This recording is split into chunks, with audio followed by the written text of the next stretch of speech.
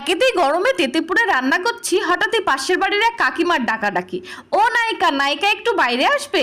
নায়িকা? নায়িকা আবার কে হলো? উনি বলেন, কেন? আমার বৌমা যে তোমায় মোবাইল ফোনের মধ্যে কি সব করতে দেখালো? কাকিমা, মোবাইল ফোনের মধ্যে যখন আমায় দেখেই ফেলেছেন, তাহলে আপনার ভাষায় রাঁধুনি বলতে পারেন, রাঁধুনি। কেননা আমি তো আর মোবাইল ফোনের মধ্যে নেচে বেড়াই না, রান্না করি। সে তো বুঝলাম রান্না করো, ভালো পারো শুনেছি, সে তো আমরাও পারি। তো রান্নার সাথে অত পাকা পাকা কথা কিসের? বরকে কি রান্না করে দিলে বরের সাথে কোথায় ঘুরতে গেলে অত নকশা কিসের? শুনে তো মাথাটা গেল গরম হয়ে। তো বলি, কাকিমা, এই ভর দুপুর বেলায় কি উদ্দেশ্যে আপনার আসা সেটা কি আগে জানতে পারি? বলে কি, রান্না করতে করতে দুটো পটল কম পড়েছে, একটু দাও দেখিনি। পটল তো নেই, তবে আমার মতো নকশা পটল আছে, নেবেন? নকশা পটল? সে আবার কি, দেখাও দেখিনি।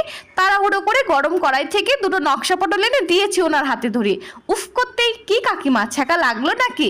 হ্যাঁ, তো বলি, অন্যকে ছ্যাঁকা দিতে তো ভালোই পারেন, নিজে ছ্যাঁকা খাওয়ার অভ্যেস করেননি।